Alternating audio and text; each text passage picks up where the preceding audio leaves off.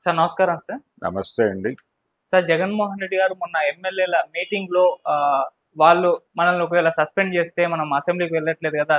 దాని తరువాత మనం మొత్తం కూడా ఎమ్మెల్యేలు, ఎంపీలు అందరం రిజైన్ చేసి బై ఎలక్షన్స్‌కి పెడదామని చెప్పేసి ఒక స్టేట్మెంట్ వాళ్ళకి చెప్పినట్టుగా ఒక వార్త సర్క్యులేషన్‌లో ఉంది సార్. మరి నిజంగా జగన్మోహన్ రెడ్డి గారు ఒకవేళ అసెంబ్లీలో వీళ్ళు వెళ్ళట్లేదు కాబట్టి సస్పెండ్ చేస్తే ఈ విధంగా రాజీనామా చేస్తారా? రాజీనామా చేసి మళ్ళీ బై ఎలక్షన్స్‌కి వెళ్తే మళ్ళీ 11లలో ఎన్ని గెలుస్తారనేది ఒక చర్చ కూడా జరుగుతుంది. మరి దానికి సంబంధించి ఆయన చెప్పిన ఈ స్టేట్మెంట్ గురించి మీ ఒపీనియన్ ఏంటి సార్? అంటే ఇది బయట ప్రచారం జరుగుతోంది గానీ, ఆయన ఆ మాట అనుంటాడని నేనైతే అనుకోవడం లేదు. హ్మ్. అంటే అధికారికంగా బయట రూపంలో ఏం బయటకు రాలేదు ఇది. అవును. స్పెక్యులేషనే. హ్మ్. అంటే ఎలా అంటాడు ఆ మాట ఆయన 11 అసెంబ్లీకి తిరిగి ఎన్నికలు జరిగితే ఆ గొడవ వేరు. హ్మ్. అసెంబ్లీ రద్దు చేసి ఎన్నికలు పెట్టేంత పరిస్థితి ఏదైనా ఉంటే, లేదు అలాంటి డిమాండ్ చేసే సందర్భం ఏదైనా ఉంటే వేరు. ఆ సందర్భం ఏం లేదక్కడ. లేనప్పుడు మనం రిజైన్ చేసి మళ్ళీ బై ఎలక్షన్స్‌కెళ్ళినా అదే 11 గెలిచారనుకుందాం. అదే 11 గెలిచినా ప్రయోజనం ఏముంది? ఇప్పుడు ఆయన ప్రధానంగా అడుగుతోందేమిటి? ఆయన ప్రధాన ప్రతిపక్ష హోదా అడుగుతున్నాడు. టెక్నికల్‌గా మీకు ఆ హోదా ఇవ్వడం కుదరదు అని వాళ్ళు చెప్తున్నారు. ఆయన ప్రధాన ప్రతిపక్షం అనేటువంటి ఒక పవర్ కోసం నేను అడగటం లేదు. అక్కడ చేసేదేం లేదు. ఆ పదవి ప్రధాన ప్రతిపక్ష హోదా దక్కినంత మాత్రాన మేము చేయగలిగేది కూడా ఏమీ లేదు. కానీ అసెంబ్లీలో మాకు కొంచెం ఎక్కువ స్పేస్ దొరుకుతుంది. ఆ స్పేస్ దొరికితే ప్రజా సమస్యల గురించి మరింత విస్తారంగా మాట్లాడటానికి ఒక అవకాశం దొరుకుతుంది. అందుకని ప్రధాన ప్రతిపక్ష హోదా ఇవ్వండి. మేము తప్ప ఇంకెవరు లేరు కదా అక్కడ. కమ్యూనిస్ట్ పార్టీలు లేవు.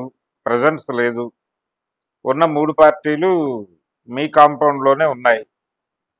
బీజేపీ, తెలుగుదేశం, జనసేన 3 పార్టీలు మీ కాంపౌండ్‌లోనే ఉన్నాయి కాబట్టి, మీ కాంపౌండ్ బయటున్నటువంటి పార్టీ మాదే కాబట్టి మాకు అవకాశం కల్పించాలి. ఒకప్పుడు జాతీయ పార్టీ కాకపోయినప్పటికీ ఒక ప్రాంతీయ పార్టీ పార్లమెంట్లో ప్రధాన ప్రతిపక్షంగా వ్యవహరించినటువంటి ఒక సందర్భం ఉంది హ్మ్. చరిత్రలో తెలుగుదేశం పార్టీని. కాబట్టి ఇలా రకరకాల అనేక ఉదాహరణలు ఉన్నాయి. అనేక సందర్భాలు ఉన్నాయి. కాబట్టి నాకు ఇది ఇచ్చేసేయండి ప్రధాన ప్రతిపక్ష హోదా ఇచ్చేస్తే పద్ధతిగా ఉంటుంది అని ఆయన చెప్పాడు. అది వినే మూడ్‌లో వాళ్ళు లేరు. పైగా జగన్మోహన్ రెడ్డికి వ్యతిరేకంగా